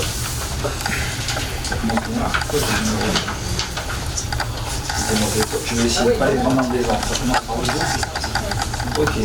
Bon, questions, positions qui viennent du groupe Velo et Cabou. Ils sont portés ce soir par Bertrand Redovati. Elles concernent les dépenses qui viennent d'être votées dans le budget primitif 2026. Pour les charges de personnel, chapitre 12, remunicipalisation du pôle jeunesse, donc votre question de tout à l'heure, et le recrutement de 2 personnes. Quelles sont les raisons du retour à la municipalisation d'une partie de services délégués? Ces changements ont-ils répondu à une demande des utilisateurs de services? Lors du conseil municipal, alors c'est bien toujours de faire le rapprochement avec ce qu'il y avait avant que vous soyez élu, parce qu'il y a souvent un lien. Donc effectivement, lors du conseil municipal du 8 décembre 2025, il a été indiqué que depuis le mois de juillet 2025, le titulaire du marché public enfance périscolaire jeunesse n'assurait plus les prestations du périmètre jeunesse, obligeant la collectivité à organiser temporairement le service, afin d'assurer la continuité du service public. Il y a plein de raisons qui peuvent être évoquées là-dessus, sûrement des manques de moyens personnels, je parle avec...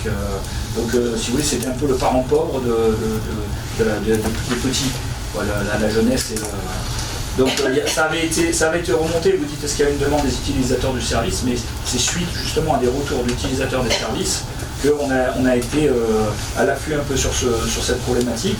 Donc la collectivité a effectivement s'est aperçue qu'il y avait des manquements, donc nous on a pallié dans un premier temps pour qu'il n'y ait pas de service soit quand même assuré, ce qui était quand même contraignant pour la collectivité et ses services, quand même, puisqu'ils n'étaient pas faits pour ça. Donc les difficultés d'organisation, de gestion, de mise en œuvre du service jeunesse ont conduit la collectivité et le titulaire du marché, donc Léo Lagrange, à convenir du retrait définitif des prestations jeunesse par un avenant, le numéro 2, annexé à la délibération votée lors du conseil municipal du 8 décembre 2025. Cet avenant a pris effet le 1er janvier 2026. Depuis cette date, le titulaire continue d'assurer les prestations enfance et périscolaire et la commune a donc repris la gestion directe de la jeunesse. Voilà. Donc effectivement, il y a eu des embauches du coup, on a embauché 2 personnes qui vont travailler sur cet espace-là. Le but c'est tout simplement de faire en sorte de retrouver une dynamique en lien avec le créneau au niveau des âges. C'est quoi? Je ne veux pas dire de bêtises. C'est des collégiens. C'est des collégiens, mais on avait dit... Jusqu'au début du lycée. Ouais, 12, 16, 12, 17. Quoi. Et de faire en sorte qu'on puisse se retrouver avec un endroit qui ne soit pas un endroit de déshérence, où finalement ils font la même chose qu'à la maison, ils sont devant la tablette, devant le téléphone, et voilà. C'était vraiment là pour le coup des retours de gens qui avaient leurs enfants qui passaient par là-bas. On voyait qu'il y avait une baisse de fréquentation aussi. Et puis aussi, je ne veux pas vous mentir, on a mis en place pas mal de ce que j'appellerais moi des petites pièces de puzzle. Hein. On ne pouvait plus que je vous le dise à chaque fois. Mais c'est vrai, on a travaillé sur l'atelier partagé, on a travaillé sur l'espace B, on a travaillé sur plein de projets avec la culture aussi. Et on s'est dit, finalement, pourquoi est-ce qu'on ne mettrait pas un service qui soit vraiment en lien avec la mairie, en municipal, et qui permettrait de travailler avec la jeunesse en les amenant sur des projets à la fois citoyens, aussi à l'éveil sur des nouveaux métiers, participer à des projets au niveau de l'atelier partagé. Vous n'êtes pas sans savoir que sur notre programme, on a aussi un projet, on aimerait bien développer le côté agricole aussi. Donc toutes ces choses-là font que aujourd'hui, je pense que c'est bien qu'on reprenne la main là-dessus parce qu'on a la possibilité de faire un vrai projet avec une synergie entre les différents services aujourd'hui qui se sont développés sur la ville pour arriver à faire un projet plus intéressant pour les jeunes de cet âge-là. Voilà, tout simplement.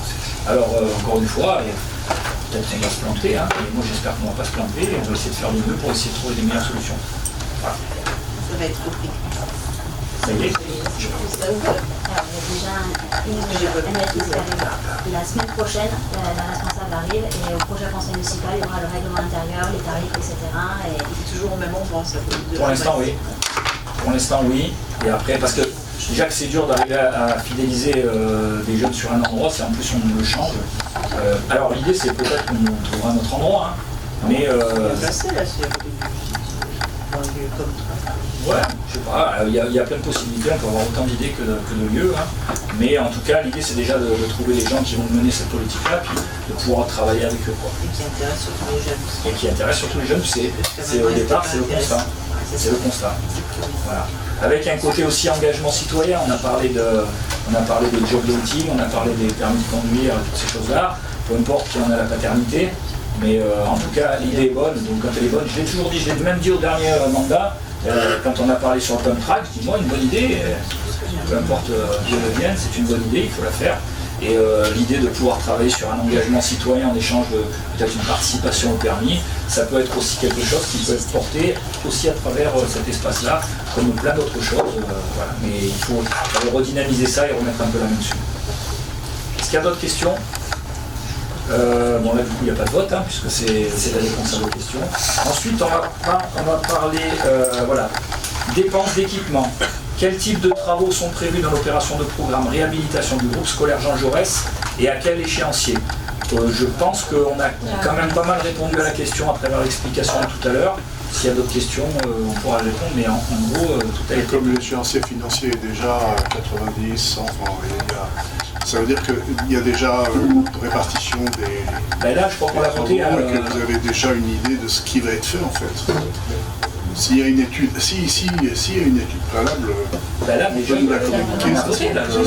C'est la première partie qui est en même temps, et après, on va avancer au fur et à mesure, hein, parce que...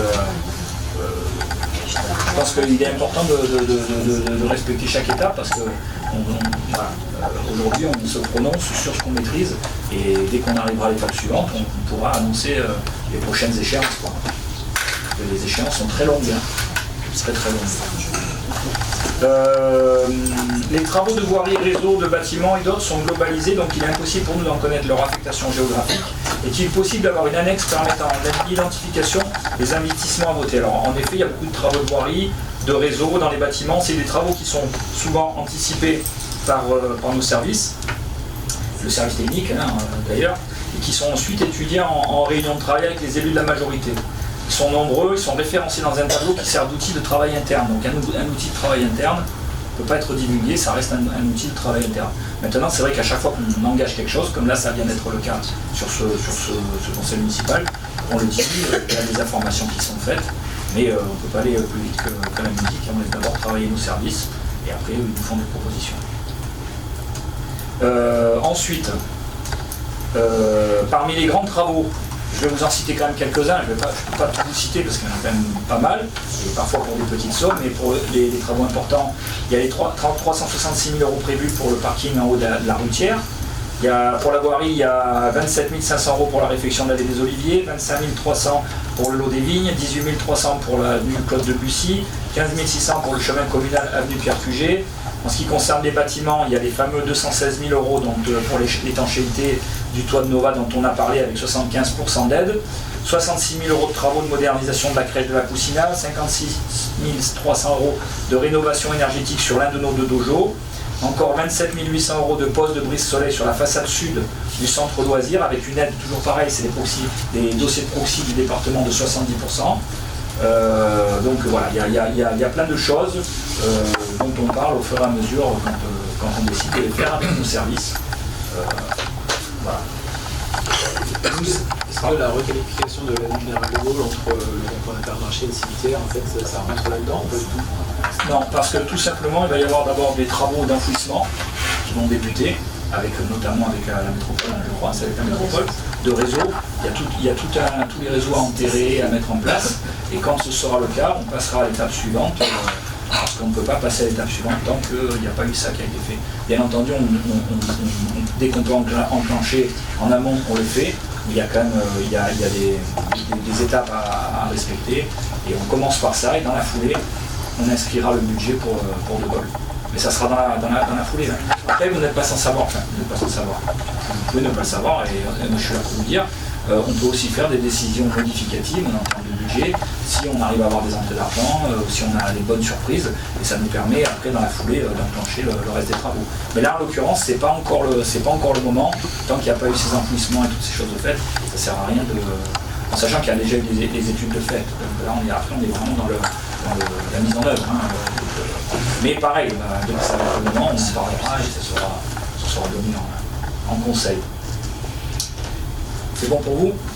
Nous avons d'autres interrogations sur ces programmes de travaux non identifiés, notamment sur celui des estrados, pour lequel la commune s'est engagée dans une convention de projet urbain partenarial, donc le PUP, à financer 50% du coût prévisionnel des travaux d'élargissement du chemin de Marseille et d'adaptation des ouvrages de DECI, soit pour un montant de 240 357 €.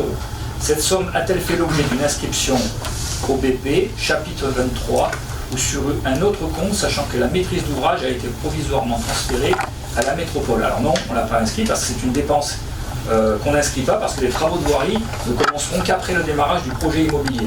Pour l'instant, il n'y a pas eu encore on n'est pas allé au bout de la vente, il n'y a pas eu le permis qui a été en plus accepté. Donc ça fait trop, encore une fois, ça fait trop de choses, trop d'inconnus pour pouvoir en arriver là.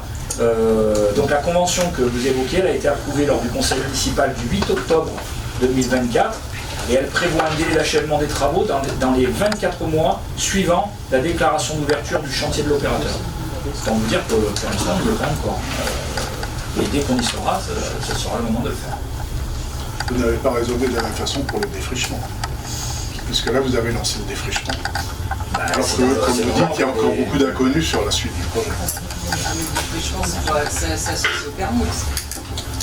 Pardon? Franchement, il est associé au permis. Ah bon? En fait, c'est pas nous qui avons décidé de défricher maintenant. C'est dans les étapes. Oui, non, je sais bien. Mais du coup, c'est à ça qu'il va demander à la DTN. Ça y est, ça, en fait, Non, il ne faut pas demander. les documents qu'ils ont reçus, en fait, aussi, la DDTM a répondu à Upside pour défricher sur la zone que je vous ai montrée tout à l'heure. Je pensais que là, on autorisait Upside à faire la demande à la DDTM. Non, non, là, c'est le retour de la DDTM qui l'oblige à faire le défrichement, en fait. Sur une zone que vous avez vu tout à l'heure sur Oui, j'ai vu ça. Voilà.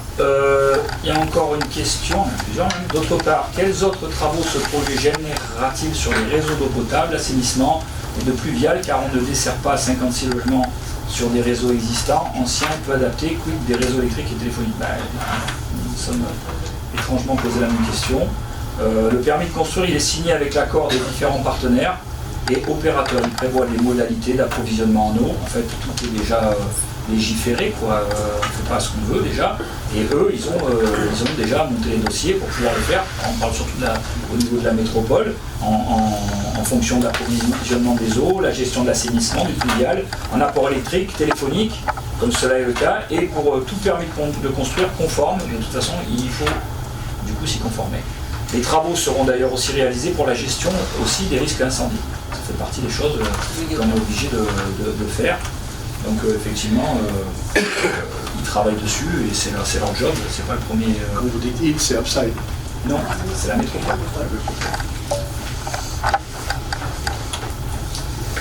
Existe-t-il une étude sur l'évaluation globale des VRD et de son plan de financement? Le promoteur devrait bénéficier de l'exonération de la part métropolitaine de la taxe d'équipement. Nous voudrions en connaître les conséquences sur la reversion de la part qui revient à la commune. Vous parlez de la taxe d'aménagement en fait, peut-être. Donc si, parce que il n'y a pas la taxe d'équipement, mais c'est la taxe d'aménagement. La réponse à cette question elle se trouve aussi dans la convention du PUP qui a été approuvée lors de ce fameux conseil municipal du 8 octobre dernier.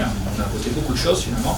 Et nous avons choisi de bénéficier d'un PUP, comme l'indique la convention sur l'article 11 donc de ce rapport.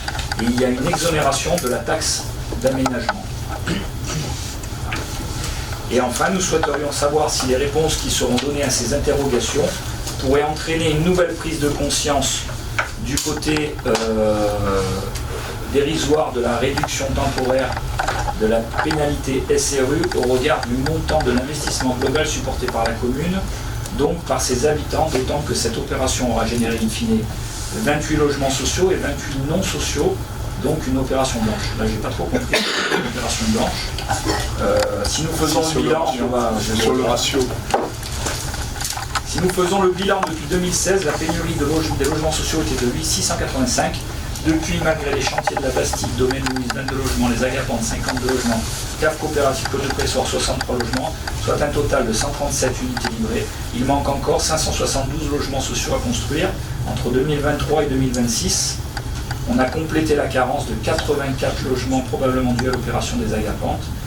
Les 28 logements sociaux des Esprados ne représenteront que 4,5% des logements manquants. La question, ne faut-il pas se résoudre à payer cette pénalité que la loi plafonne à 5% des dépenses de fonctionnement, comme beaucoup de communes l'ont déjà décidé. Bon, la création des logements sociaux sur la commune, nous souhaitons...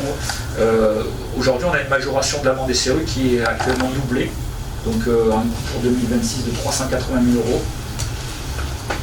Moi, c'est là où on rentre dans vraiment un aspect politique, hein, finalement, avec des visions différentes. Vous avez toujours défendu la vôtre, moi j'ai toujours défendu la nôtre. Moi, je suis juste... je suis désolé du terme, mais je suis un peu outré du fait qu'une formation dite de gauche, donc on va dire un peu humaniste, quoi, puisse dire on préfère en option payer des énormes amendes, parce que c'est des énormes amendes, dont on parle, plutôt que de faire des logements sociaux. Parce que c'est ce que vous nous dites. Hein. Ah bah écoutez, je reprends votre terme, tout simplement. Non, c'est purement technique, c'est pas du tout... La question, ne faut-il pas se résoudre à payer cette pénalité que la loi plafonne à 5% des dépenses de fonctionnement, ce qui est en partie juste, mais vous faites abstraction de la possibilité qu'ils reprennent aussi le pouvoir de délivrance des permis de construire et en y mettant lui par contre ce qu'il veut dedans, ce n'est pas le cas aujourd'hui au niveau des Esprados. Donc Ne faut-il pas se résoudre à payer ces pénalités, des dépenses de fonctionnement, comme beaucoup de communes l'ont déjà décidé, au lieu de faire les logements? Parce que sinon, je ne comprends pas ce que vous voulez dire. Il vaut mieux payer les amendes que répondre aux demandes de logement. Pour les esprados. Ah oui, mais c'est valable pour tout, madame. Il y en a plein d'autres qui sont déjà en cours qui sont déjà mais qui sont pas forcément qui vont pas nous alléger l'amende, hein, puisque ce sont pour certains projets des projets qui sont même, je ne veux pas dire de bêtises, mais parfois certains plus anciens encore que le projet des esprados. Donc c'est des projets qui ont déjà été inscrits, qui ont déjà été votés dans le contrat de mixité avec le préfet, et il n'y a plus de sujet pour lui, ça n'existe plus, ça, c'est fait. Moi je vais même vous dire, je l'ai rencontré il n'y a pas longtemps, pour justement rediscuter des projets qui sont dans ce plan-là.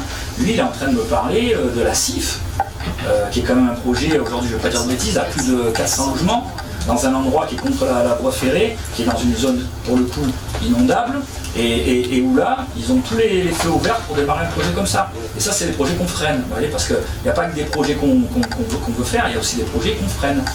J'ai vu dans les tracts que vous avez distribués pendant la campagne dans la dernière semaine, M. Chabanon, que vous mettiez dedans le terrain du Baobakwa.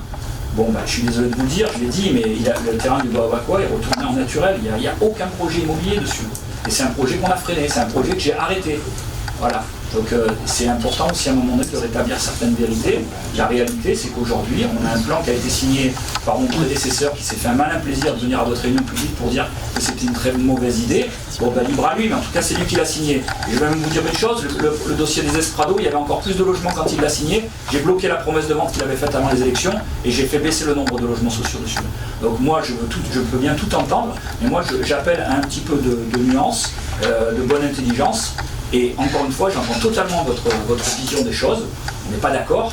Moi, je vous dis, je ferai des logements sociaux à Velot parce que j'ai beaucoup de familles et beaucoup de jeunes qui ne peuvent pas rester sur Velot, qui ont besoin d'avoir des logements. Je vais me battre du mieux que je peux pour essayer d'en avoir le maximum de pouvoir d'affectation, parce que je crois aussi beaucoup que derrière tout ça, il faut pouvoir avoir l'assurance de mettre des gens qui méritent d'avoir un logement social. Et ça, c'est un combat aussi que je mène. Vous voyez, ça, c'est pas un combat, c'est un vrai combat de valeur. Je pense qu'aujourd'hui, on doit mériter d'habiter à Velot et qu'il y a beaucoup de gens qui le méritent, mais qu'il faut aussi respecter Velot avant de pouvoir y habiter. Et ça, c'est un combat aussi que j'essaie de mener à mon tout petit niveau. Et après, pour le reste, voilà, ce projet, on essaie de le faire pour le mieux possible. Encore une fois, si vous avez bien, et je suis sûr que vous avez bien écouté ce budget qu'on vous a expliqué, aujourd'hui, concrètement, si on fait le calcul de ce que nous coûte le report de ce projet des esprados, on est à plus de 4 millions d'euros pour la ville, de manque à gagner. Voilà. Donc moi je peux parler de tout, on a les chiffres, on a tout ce qu'il faut, et je peux en parler à tout moment, mais je pense qu'on ne changera pas d'avis là-dessus, on fera, dès qu'on pourra le faire, on fera ce projet, et qui à la fois nous apportera un plus, et en plus nous permettra d'économiser de l'argent, et de pouvoir investir sur les super beaux projets qui nous restent à faire sur la ville. Voilà. Et notre propos, c'est pas du tout d'opposer la construction de logements sociaux et des pénalités. C'est pas du tout le propos. Le propos, c'est de faire des logements sociaux, mais pas à des endroits qui sont pas propices, tout simplement. C'est pas la question d'opposer des logements sociaux et des pénalités. C'est la question de faire des logements sociaux à des endroits qui s'y prêtent. Quand en pleine nature, dans des endroits où il y a un risque incendie avéré, et il n'y a pas d'alimentation potable très possiblement. Vous savez, la loi, elle est implacable. Et les services de l'État, je suis le premier à les dénoncer, ils nous emmerdent sur tout. Je vous garantis que si ce projet il peut sortir, c'est que toutes les règles, elles ont été respectées et qu'il peut sortir. Et j'en veux pour preuve, tous les projets qu'on aimerait faire sortir, qui sont de très beaux projets, ça peut même aller jusqu'à des parcs de biodiversité. Vous voyez, là on est vraiment dans la transition et on ne fait pas ce qu'on veut, parce que justement les services de l'État ont pondu des millefeuilles de règles et empêchent tout. Je vous garantis que si le projet des esprados peut se faire, parce qu'ils auront répondu à toutes ces problématiques-là, et qu'à ce moment-là, ni moi et ni vous pourrez empêcher qu'il se fasse. On en reparlera dans 10 ans si vous voulez, quand vous serez peut-être en fonction à la mairie, ou même avant du coup, et vous verrez que le problème que nous on vit, vous le vivrez aussi. J'essaie de trouver j'essaie d'être cohérent et de trouver la nuance dans tout ça. Et aujourd'hui, la nuance et le courage, c'est peut-être finalement de dire on va au bout du projet et on se bat pour d'autres projets qui ne sont pas faisables et qui sont des projets pour le coup beaucoup plus impactants pour le village, en termes de mobilité, en termes de transition et de toutes ces choses-là. Voilà. Et encore une fois, j'entends ce que vous dites. On ne peut pas être d'accord sur tout, vous avez votre vision, vous l'avez défendue, et vous avez beaucoup de gens qui vous ont suivi sur cette vision-là. Et je respecte donc cet électorat-là, et moi je défends les idées, quoi. Enfin, nos idées. Il reste une question. La commune a-t-elle une vision pluriannuelle des travaux via un PPI? Peut-on en avoir communication? C'est ce que je disais tout à l'heure quand on a parlé de plusieurs projets. On a parlé notamment pour l'information du plan pour l'année pour l'implantation des lumières LED. Là, ça fait carrément une partie d'un PPI. C'est quelque chose qu'on a dit, je crois, je ne veux pas dire de bêtises, mais c'était de l'ordre de 113 ou 120 000 euros par an. On continue à le faire. Les voiries, ça fait partie du PPI aussi. Tu me dis si j'oublie des choses, que je commence un petit peu à fatiguer, mais au niveau du PPI, en fait, il y a un outil qui a été créé par les services, hein, ça s'appelle Cassandre. C'est un outil numérique, tu rigoles parce que tu t'en sers beaucoup, hein, c'est ça. À travers cet outil de travail, c'est les services finances notamment, hein, ils inscrivent justement ils inscrivent le PPI dans ce logiciel-là qui permet de faire ces programmes d'investissement pluriannuel. Ça y intègre aussi celui du mandat qui commence, comme celui qui était passé, et les services travaillent avec ce logiciel aujourd'hui. Encore une fois, c'est un outil professionnel, c'est un outil qui est interne et on ne peut pas communiquer ce qu'il y a dedans. Par contre, une fois de plus, quand on le fait, comme vous avez pu le constater sur les différents conseils municipaux, à chaque fois, pour information, et on vote quand il y a les projets qui commencent à démarrer, quoi. Il me semble, excusez-moi, si je peux me permettre. Oui, juste pour terminer, en fait, dans les débats d'orientation budgétaire, on fait référence à nos PPI, comme on l'a fait là, à travers les différents... Peut-être qu'on précisera à chaque fois que c'est à travers le PPI, mais je crois qu'on le faisait pas mal sur les LED et la voirie. C'est fini. Sur un mandat, il me semble qu'il doit y avoir 10 ou 15 projets pluriannuels majeurs, enfin, on ne sait pas ça, quoi. Donc si on avait une vision, quand même, une vision qui n'est pas forcément figée, mais qui peut glisser suivant les... On voit ça dans certaines communes où tout le monde, la vision est partagée. On sait que voilà, on va faire un certain nombre de projets, et puis qui sont positionnés un peu dans le temps sur différentes années, puis après ça peut évoluer en fonction des priorités. Mais c'est ça qu'on voudrait en fait, c'est avoir votre vision, le savoir, quels sont les projets que vous avez sur les années à venir pour qu'on ait... C'est quelque chose qu'on fait, comme on a fait en début de mandat, et on le fait avec l'équipe municipale. On le fait entre nous, on travaille avec les services et on fait un plan. On s'aperçoit aussi beaucoup qu'en fonction des conjonctures, le PPI il évolue. Donc on ne va certainement pas s'amuser en début de mandat à figer un PPI et à communiquer dessus si derrière il y a des choses qui ne peuvent pas se faire dans le temps et qu'on est obligé de faire. Par exemple, je vais prendre un exemple encore, je suis désolé de revenir là-dessus, mais en raison de la réalité économique qui nous a rappelé, que je vous ai rappelé tout à l'heure, il y a des projets qu'on reporte d'un an. Et donc si on est dans le PPI, mais je ne parle pas de figer, je parle de donner une vision et de le faire évoluer justement. Si vous regardez bien le rapport d'orientation budgétaire qui vous est fourni, il y a tous les projets qui sont PPI. Alors si vous voulez, on précisera sur chaque projet que ça fait partie du PPI, mais honnêtement, tout est dit, hein, je veux dire, dans ce qui est annoncé notamment sur les investissements de 2026, la plupart des projets sont des projets qui sont inscrits sur le PPI. Que ce soit, je ne veux pas dire de bêtises, mais il y a toutes les voiries, il y a le développement des LED, il y a aussi dans le PPI, il y a aussi le photovoltaïque aussi. Là, tout ça, ça en fait partie, quoi. C'est ni plus ni moins, ce qu'il y a dedans, c'est ce qu'on vous donne dans le rapport d'orientation budgétaire, il n'y a rien d'autre. Hein. Tout est mis là. Hein.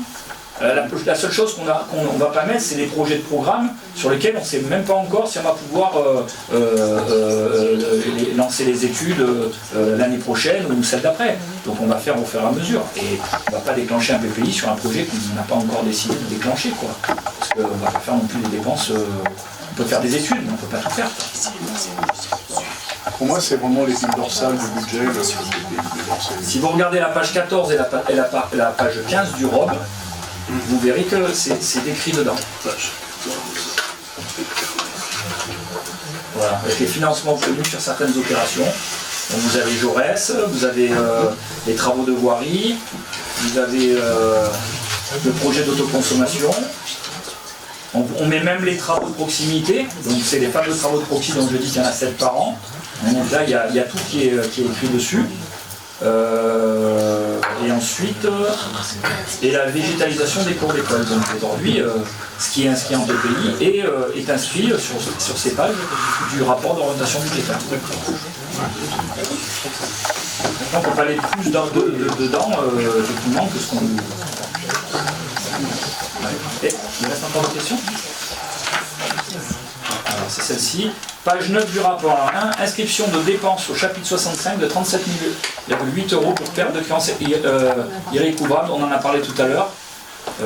Donc je sais pas.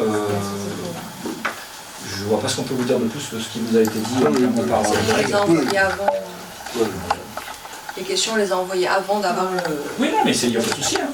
C'est un petit peu de temps gagné finalement. Et la dernière, donc il s'agit des subventions aux associations. Sur quels critères objectifs ces choix ont-ils été faits? Donc les subventions aux associations, elles sont proposées en réunion de travail à partir de l'analyse des dossiers de demande de subvention déposés chaque année par les associations.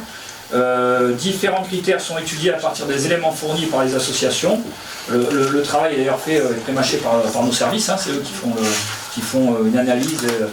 Alors dans les critères, il y a bien entendu le nombre d'adhérents, le nombre de Veloxiens, le nombre de salariés, là, puisque forcément les besoins ne sont pas les mêmes, la participation aux événements de la ville, les projets associatifs, l'organisation d'événements exceptionnels ou encore en fonction aussi de leur trésorerie disponible. Et il s'avère que parfois on s'est retrouvé avec des associations qui avaient un éclat, on aurait pu presque envier, j'exagère un peu, pour la commune, mais genre déroulement sur 2 ans, quoi, ou 10 mois, des choses comme ça. Donc à ce moment-là, on leur demande d'utiliser leur épargne, parce que le but d'une association, c'est pas d'avoir des subventions pour faire une épargne. On a même eu le cas de certaines associations qui épargnaient pour faire un projet d'investissement. Et là, on leur a dit, mais c'est ridicule, parce que, et encore, je dis ridicule, ils ne peuvent pas le savoir, hein. Mais un investissement, notamment sur un équipement, nous, si on fait un dossier de proxy où on va avoir 70% d'aide du département, alors qu'eux, on va leur donner des subventions, ils vont tout payer cash, quoi. C'est-à-dire, vous dépensez votre argent, on voit ensemble qu'on vous allège un petit peu la subvention pour que vous épuriez un petit peu votre épargne, et nous, on prend en charge la dépense. Ça a été l'exemple avec le parcours de maniabilité de vélo et ces choses-là. On a dit vous utilisez votre épargne et nous on va faire le projet, on va demander une aide et ça coûte moins cher à tout le monde finalement. Ce qui est arrivé, c'est l'argent de la commune qui est dépensé. Donc, voilà. Au niveau de... Oui, après, quand il y a un anniversaire, c'est les 30 ans de tel assaut ou ça, ils veulent faire un petit événement exceptionnel, on fait aussi des subventions à titre exceptionnel. Voilà, ça va être les 50 ans de crise, ou de qui quoi 40 ans. Donc j'ai vieilli le plus. Donc voilà, ils veulent faire un événement là-dessus, du coup ils auront une aide un peu exceptionnelle pour leur permettre de faire une action comme ça, mais voilà. En gros, c'est les critères qui sont choisis. Et encore une fois, c'est les services de la ville qui font le travail d'analyse des demandes. Alors bien sûr, quand on est dans une période difficile comme on a pu la traverser avec la période énergétique, où on a demandé des efforts à tout le monde, y compris à nous-mêmes, à nos services, forcément, cette année-là, on a réuni les associations et on a dit on allait essayer de faire des économies en faisant bien entendu attention à ceux qui ont des salariés et qui puissent assurer les salaires et tout ça, mais voilà, il n'y a rien de... C'est pas opaque, c'est ce que je veux dire. Il n'y a rien d'opaque dans les subventions des associations. Si ça vous va, je crois qu'on est arrivé au bout. On est tous un peu... Et moi je vais vous remercier d'être venus. Et puis je vais remercier une fois de plus TV Velours qui est là pour faire en sorte que ce débat soit immortalisé. Voilà, merci à vous trois. Merci.